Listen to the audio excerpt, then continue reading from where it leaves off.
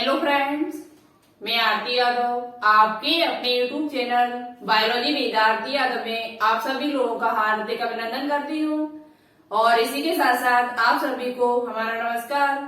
तो जैसा कि आप सभी स्टूडेंट्स को मालूम है, सम टाइम आपकी जो बायोलॉजी क्लास चलती है उसमें हम आपको टॉपिक वाइज थ्योरी करा रही हूँ। वही टॉपिक हम आपके लिए लेकर आ रही हूँ जो आपके एग्जाम्स के लिए इम्पोर्टेंट है, जहाँ से आपके एग्जाम में क्वेश्चंस पूछे जाते हैं। तो आज का जो टॉपिक है आपको पहले से पता है, आपका इस टाइम जो सम टाइम टॉपिक चल रहा है वो एनिमल किंगडम।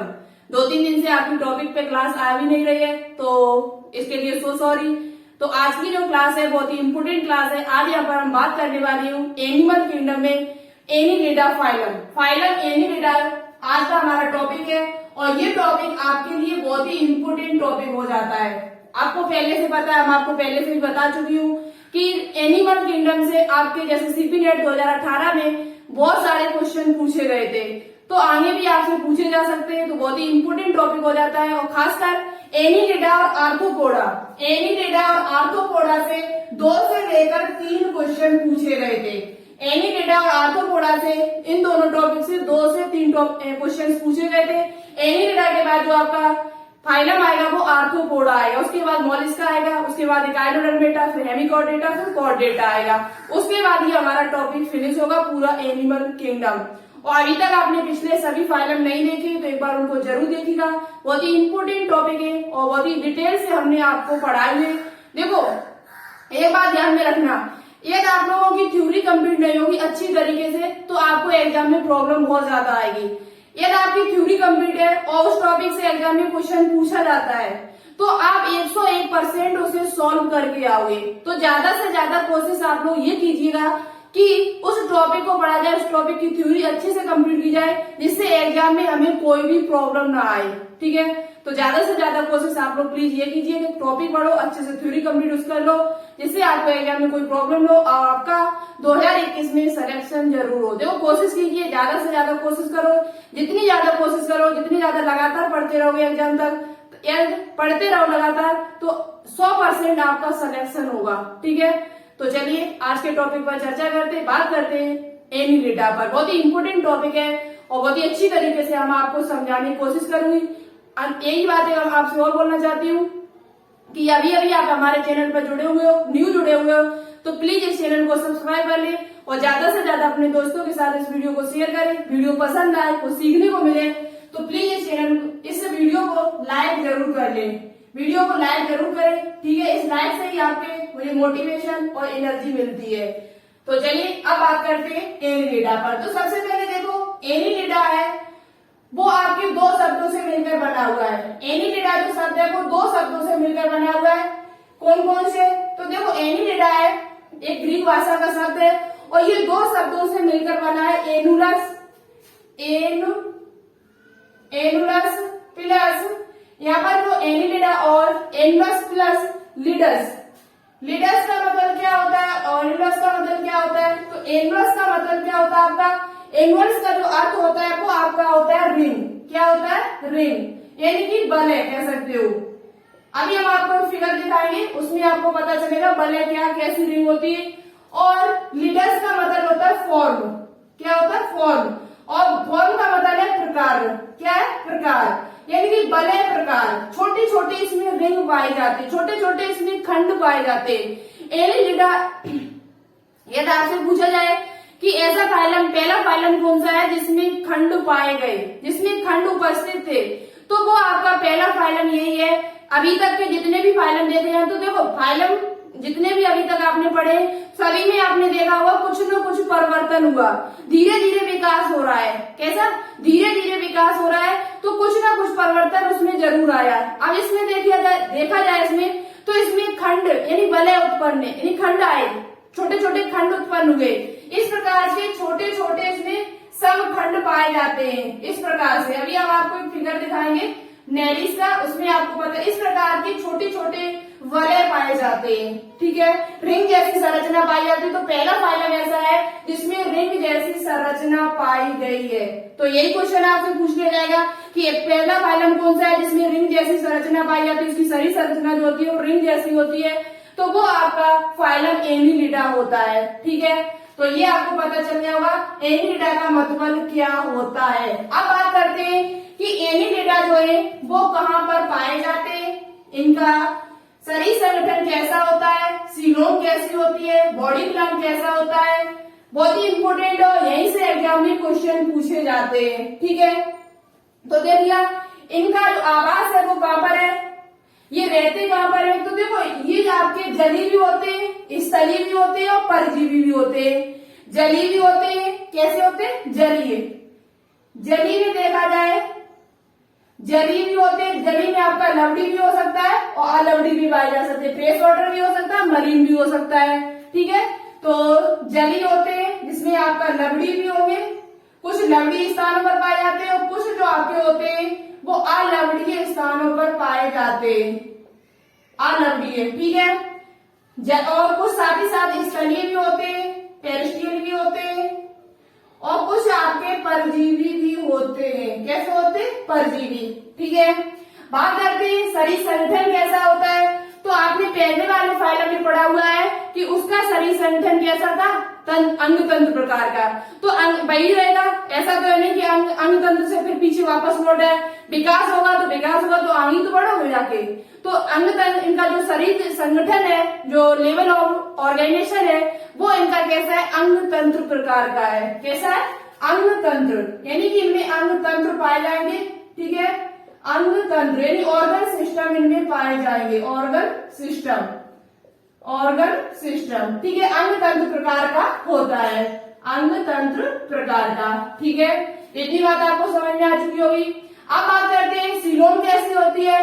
तो इनकी सीलोम जो आपका ये था एसके हेल्मिन थी, उसकी सीलोम जो थी वो कैसे थी, सीडो सीलोमेट। पहला फाइलम ऐसा था जिसकी जो सीलोम थी, जो गुहा थी, बॉडी कैविटी जो थी वो कैसी थी, सीडो सीलोमेट यानी सीडो सीलोमेट यानी कि कूट प्रगुई।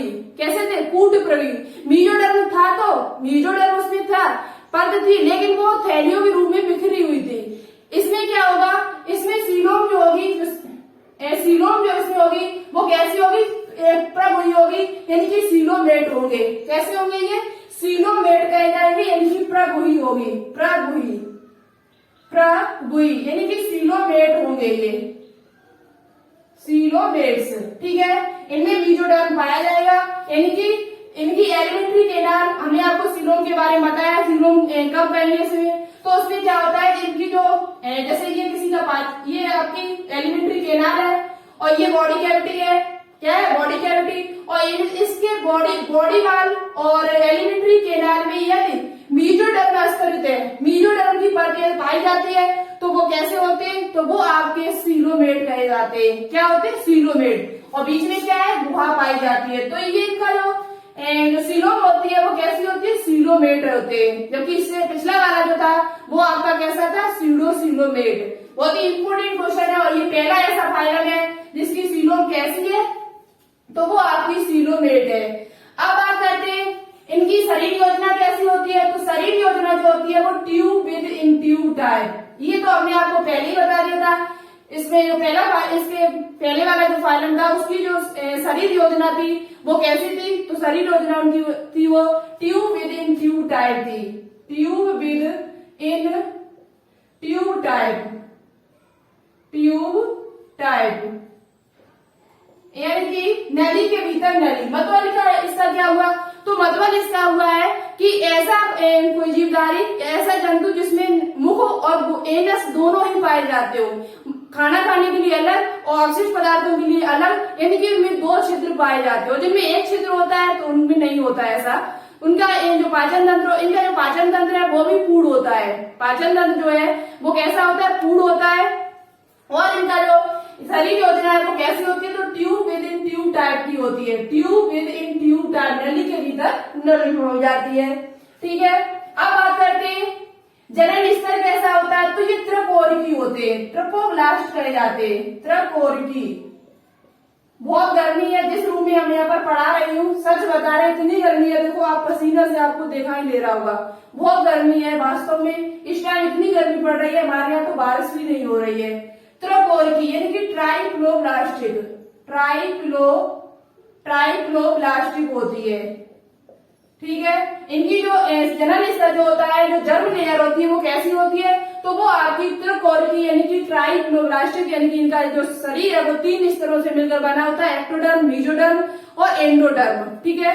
अब बात करते हैं समिति कैसी होती है, तो समिति इनमें जो पाई जाती है वो द्विपार्श्व समिति पाई जाती है। कैसी समिति पाई जाती है, द्विपार्श्व समिति, द्विपार्श्व समिति पाई जाती है। इनके शरीर को विभाजित किया जाए, एक केंद्र अक्ष से काटा जाए, केंद्रीय अक्ष से, तो ये 2 बराबर भागों में बढ़ जाएगा। कितने, 2 बराबर भागों में बढ़ जाएगा। तो इनकी समिति जो होती है वो द्विपार्श्व समिति यानी कि बाइलेटरल सिमेट्री पाई जाती है, बाइलेटरल सिमेट्री पाई जाती है। जनरल स्तर जो होता है, जर्म लेयर होती है वो त्रिकोण की होती है। सीलोम जो होती है वो प्रभुई यानी कि सीलोमेट होते हैं। शरीर योजना पूछी जाए तो tube within tube type की होती है, tube within tube type की होती है। रहते कहां पर है, तो जली भी होते हैं, स्थली भी होते हैं और परजीवी भी होते हैं। ठीक है, इतनी बात आपको अच्छे से समझ में आ चुकी है। Tube within tube type का मतलब है ऐसा जीव जिसके में 2 छिद्र होते हैं, एक भोजन के लिए, दूसरा अपशिष्ट पदार्थ निकालने के लिए, इनकी एनस कह सकते हो। तो उनको कहा जाता है, उन सभी जीवों को उनकी जो शरीर योजना है वो कैसी होगी, tube within tube type की होती है। अब बात करते हैं आगे। देखो तो देखो ये जो ऐसा फाइलम हमने आपको बताया कि इसमें क्या पाए जाते थे, वलय खंड पाए जाते हैं। तो ये पहला फाइलम ऐसा है जिसमें क्या पाए जाते हैं, वलय पाए जाते हैं, खंड पाए जाते हैं। तो देखो इसका जो शरीर होता है वो लचीला होता है। शरीर की बात कर ली जाए तो शरीर जो होता है इनका वो लचीला होता है। कैसा होता है, अभी आपको नेरिस का फिगर दिखाएंगे। इसके अंतर्गत क्या कौन कौन से जीव आते हैं, तो वो आपके नेरिस आता है, जोंक आती है, केचुआ आता है, अर्थवॉर्म जिसे कहा जाता है, लीच का जो जोंक होती है उसे लीच कहा जाता है। तो इसके अंतर्गत ये जीव आते हैं। तो जो नेरिस है वो भी आप इसी के अंतर्गत आता है। उसी का फिगर अभी हम आपको इस पर दिखाएंगे कैसा होता है वो। ठीक है, तो इसका शरीर जो होता है वो लचीला होता है। इसमें जो भी जीव आते हैं बेलनाकार होता है, बेलनाकार होता है। साथ ही साथ इनका शरीर कैसा होता है, इनमें वलय पाए जाते हैं। क्या पाए जाते हैं, वलय पाए जाते हैं। इनकी रिंग पाई जाती है, वलय, और उन वलय को एनुअल्स कहा जाता है। अभी हमने आपको बताया था, क्या कहा जाता है, एनुअल्स। आपसे पूछा जा सकता है एनुअल्स शब्द किससे संबंधित है, तो एनुअल शब्द जो आपका है वो किससे संबंधित है, एनिलिडा से। वलय, इनकी वलय पाए जाते हैं, वो भी किस प्रकार के वलय होते हैं, बलीकृत होते हैं, खंडों में विभाजित होते हैं, वलय पाए जाते हैं। और इनमें खंड बलीकृत खंडों में विभाजित होते हैं, जिन्हें क्या कहा जाता है, इनमें जो ये खंड पाए जाते हैं, जो रिंग पाई जाती है, इस प्रकार से आपको यहाँ पर एक फिगर है, यहाँ पर दिखाई दे रहा होगा। हम इधर समझा देते हैं आपको। एक फिगर आपको नेरिस का दिखाई दे रहा होगा, तो उसमें कुछ इस प्रकार से आपको संरचना दिखाई दे रही होगी, इस प्रकार से, इस प्रकार से। तो इसमें देखो ये तो इसके रिंग है, क्या है ये, समखंड है, ये खंड है, इसके क्या है, खंड, रिंग है ये। और इन खंडों को क्या कहा जाता है, तो इन खंडों को एक नाम दिया गया है, समखंडों को मेटामियर्स। क्या कहा जाता है, मेटामियर्स कहा जाता है। मेटामियर्स के नाम से इन खंडों को जाना जाता है। और ये पॉइंट बहुत ही इंपोर्टेंट पॉइंट है कि मेटामियर्स किससे संबंधित है, तो इनके जो बलीकृत जो खंड है, इसके जीवों में जो बलीकृत जो रिंग जैसे खंड पाए जाते हैं इनके शरीर में, उनको क्या कहा जाता है, तो उनको आपका क्या कहा जाता है, मेटामियर्स कहा जाता है। उन खंडों को एक नाम दिया गया है जिन्हें क्या कहा जाता है, मेटामियर्स। आपको फिगर यहाँ पर दिखाई दे रहा होगा नेरिस का। ठीक है, तो इतनी बात आपको समझ में आ चुकी होगी। ठीक है, बात करते आगे।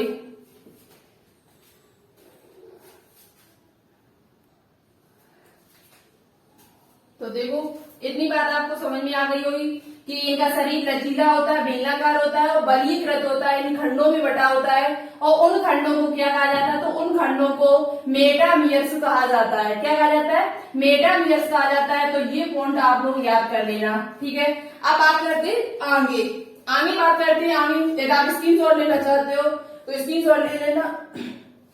चलिए आगे बात करते हैं।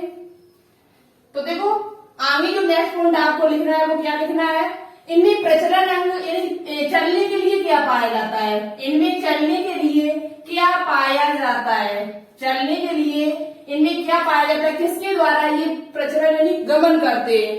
तो देखो इनमें चलने के लिए प्रचलन अंग जो होता है, प्रचलन अंग यानी ये चलते किसके द्वारा है, तो इनमें चीज पाई जाती है उसका नाम है पैरापोडिया। पार्श्वपाद जिसे कहा जाता है पैरापोडिया, पैरापोडिया, पैरापोडिया, ठीक है। पैरापोडिया पाए जाते हैं, पैरापोडिया। चलने के लिए इनमें क्या पाए जाते हैं, पैरापोडिया पाए जाते हैं, जिसके द्वारा ये क्या करते हैं, गमन करते हैं, जिसे हिंदी में कहा जा सकता है पार्श्वपाद, पार्श्वपाद। आपने देखा होगा जो जोक होती है वो इस प्रकार से चलती है, कुछ इस प्रकार से। नेरिस है, केचुआ होता है, वो इस प्रकार से कुछ चलते हैं, ऐसे ऐसे, ठीक है। तो प्रजनन के लिए इनमें क्या पाया जाता है, पैरापोडिया पाए जाते हैं। साथ ही साथ बात करते हैं, इनमें एक चीज और पाई जाती है काइटिन युक्त, काइटिन से बनी हुई। आपने अभी नेरिस का चित्र देखा होगा तो उसमें आपको दिखाई दे रहा होगा, दिखाया हमने कहा काइटिन युक्त क्या पाए जाते हैं, काइटिन युक्त। इनमें पाई जाती सीढ़ी पाई जाती है, जिससे कहा जाता है छोटे छोटे काइटिन युक्त इनमें क्या पाए जाते, सूक पाए जाते हैं। क्या पाए जाते हैं, सूक, जिन्हें कहा जाता है सीटी। क्या कहा जाता है, सीटी। और ये आपके क्या होते हैं, काइटिन युक्त सीटी उपस्थित होते हैं, छोटे छोटे कांटे नुमा सीटी उपस्थित होते हैं, उपस्थित इनके शरीर पर छोटे छोटे कांटे नुमा सीटी यानी सूक यानी सीटी जैसी संरचना उपस्थित होती है, ठीक है। अब बात करते हैं इनका पाचन नाल कैसा होता है, तो पाचन नाल जो होता है वो पूर्ण सीधा और बेलनाकार होता है। पाचन ग्रंथियां, देखो एक पॉइंट यहाँ पर आप लोग लिख लेना, पहला फाइलम ऐसा है, पहला फाइलम जिसमें पाचन ग्रंथियां उपस्थित थी, पाचन ग्रंथियां। आपसे पूछा जा सकता है कि ऐसा पहला फाइलम कौन सा है जिसमें पाचन ग्रंथियां पाई जाती है, तो पहला फाइलम यही है एनिलिडा, जिसमें पाचन ग्रंथियां उपस्थित है, ठीक है। पहला फाइलम ऐसा है जिसमें पाचन ग्रंथियां है क्या उपस्थित यानी पाई गई थी। इनमें काइटिन युक्त सूक यानी सीटी पाए जाते हैं, जो भी आपके चलने में सहायक होते, गमन करने में सहायक होते, ठीक है। बात करते हैं आगे, तो देखो आगे आपका पॉइंट है, इनमें जो परिसंचरण तंत्र होता है वो किस प्रकार का होता है, परिसंचरण तंत्र, वेरी वेरी इंपोर्टेंट पॉइंट है ये। इनमें परिसंचरण तंत्र भी पाया जाता है। क्या पाया जाता है, परिसंचरण तंत्र भी पाया जाता है, सर्कुलेटरी सिस्टम भी पाया जाता है, जो आपका बंद प्रकार का होता है। किस प्रकार का होता है, बंद प्रकार का होता है, क्लोज होता है। कैसा होता है, क्लोज टाइप इनका परिसंचरण तंत्र पाया जाता है। इनमें धमनी शिरा उपस्थित होती है, ठीक है, धमनी शिरा इनमें उपस्थित होती है, उन्हीं के द्वारा इनका रक्त भेजा जाता है। तो परिसंचरण कैसा होता है, परिसंचरण तंत्र जो होता है वो बंद प्रकार का होता है। बात करते हैं आगे नेक्स्ट पॉइंट पर, उत्सर्जन अंग क्या है इनमें, उत्सर्जन के लिए इनमें क्या पाया जाता है, उत्सर्जन अंग। उत्सर्जी अंग क्या है इनमें, उत्सर्जन के लिए उत्सर्जन अंग कौन सा इनमें है, तो उत्सर्जन के लिए इनमें नेफ्रेडिया उपस्थित होता है। इनके उत्सर्जन अंग होता है उसे नेफ्रेडिया कहा जाता है। क्या कहा जाता है, नेफ्रेडिया। देखना थोड़ा सही से लिख दे जिससे आपको स्पष्ट तरीके से दिखाई दे। उत्सर्जन अंग है वो उसमें क्या पाया जाता है, इनमें उत्सर्जन जो होता है वो नेफ्रेडिया के द्वारा होता है, और जो जलीय होते हैं वो अमोनिया का उत्सर्जन करते हैं, और जो स्थलीय होते हैं वो यूरिया का उत्सर्जन करते हैं। जो जलीय होते हैं जीव, जो जलीय जीव होते हैं वो किसका उत्सर्जन करते हैं, जैसे कि जो केचुआ होगा, ये केचुआ आपका है, तो जो जलीय होते हैं वो अमोनिया का उत्सर्जन करते हैं। किसका उत्सर्जन करते हैं, अमोनिया का, अमोनिया गैस का। और जो स्थलीय होते हैं वो आपके यूरिया का करते हैं। किसका करते हैं, यूरिया का, ठीक है। तो उत्सर्जन के लिए इनमें क्या पाया जाता है, तो उत्सर्जन के लिए इनमें नेफ्रेडिया उपस्थित होता है, नेफ्रेडिया नाम की कोशिकाएं उपस्थित होती हैं। अब बात करते हैं आगे, देखो ये जो होते हैं, ये जीव जो होते हैं, इनमें लार्वा कौन सा, तो पहले लार्वा की बात नहीं करते, इनमें जनन किस प्रकार का पाया जाता है। तो देखो यहाँ पर हम साफ कर रहे हैं, प्रजनन अंग इनमें पैरापोडिया द्वारा होता है, पार्श्वपाद जिसे कहा जाता है, काइटिन युक्त सूक सीटी पाई जाती है जो गमन करने में सहायक है। पहला फाइलम ऐसा है जिसमें पाचन ग्रंथियां उपस्थित है। परिसंचरण तंत्र जो होता है वो बंद प्रकार का होता है। उत्सर्जन अंग है वो नेफ्रेडिया द्वारा होता है। वेरी वेरी इंपोर्टेंट पॉइंट है ये वाला, ये पॉइंट बहुत ही इंपोर्टेंट पॉइंट है, एग्जाम में पूछा जाता है कि एनिलिडा में उत्सर्गी अंग क्या है, तो एनिलिडा में जो उत्सर्गी अंग होता है वो आपका नेफ्रेडिया है, ठीक है। अब बात करते आगे, तो देखो ये जो इनमें जनन किस प्रकार का होता है, ये कैसे होते हैं, एक लिंगी होते हैं या द्विलिंगी होते हैं, और इनका वर्गीकरण बहुत इंपोर्टेंट है। इनका वर्गीकरण यानी एनिलिडा को कितने वर्गों में बांटा गया है, एनिलिडा को कितने वर्गों में बांटा गया है।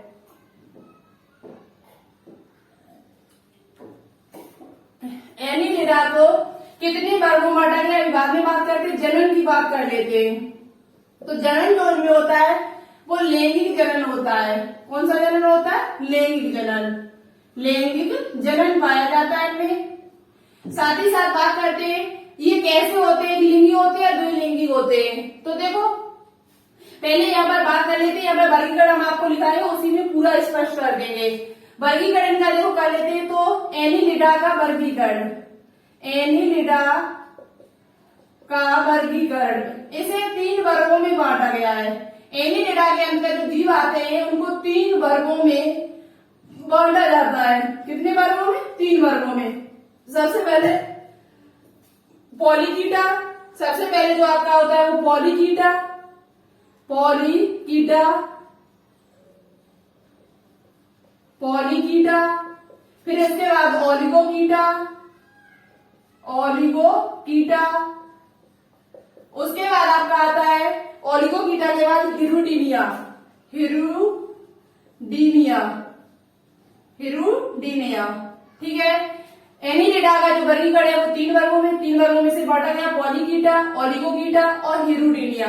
अब बात करते हैं पॉलीकीटा के अंतर्गत क्या आता है। तो पॉलीकीटा के अंतर्गत आपका यहाँ उदाहरण भी आपके कंप्लीट हो जाएंगे। पॉलीकीटा के अंतर्गत जो आपका आता है वो आते हैं नेरिस। क्या आता है, नेरिस। पॉलीकीटा के अंतर्गत जो आपका आता है वो क्या आता है, नेरिस आता है। जबकि आपका जो पॉलीकीटा के अंतर्गत जो आपका आता है वो केचुआ आता है। क्या आता है, केचुआ, जिसे अर्थवॉर्म कहा जाता है। जबकि हिरुडीनिया के अंतर्गत आपकी जोंक आती है जिसे लीच कहा जाता है। क्या कहा जाता है, लीच। ठीक है, इनमें और भी चीजें जो इम्पोर्टेंट है आपके लिए, जैसे कि बात कर ली जाए कि ये कहाँ रहते हैं, तो ये सभी समुद्री होते हैं। ये सभी कैसे होते हैं, समुद्री होते हैं। ये सभी कैसे होते हैं, समुद्री होते हैं। जबकि बात कर ली जाए इनका इनमें सीटी पाई जाती है नहीं पाई जाती, तो इनमें जो सीटी होती है वो बहुत ही अधिक संख्या में पाई जाती है। जो इनमें सीटा होता है वो बहुत ही अधिक संख्या में पाया जाता है।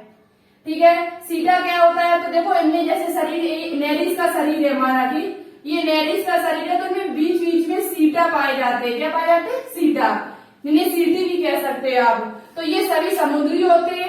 कैसे होते हैं, समुद्री होते हैं। साथ ही साथ इनमें एक लिंगी होते हैं या द्विलिंगी होते हैं।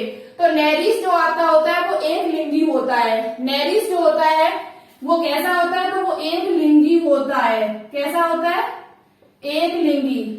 कैसा होता है, एक लिंगी होता है। यानी कि इसमें नर और मादा जो होते हैं वो अलग अलग होते हैं। नर अलग होता है, मादा जो होती है उसमें अलग होती है।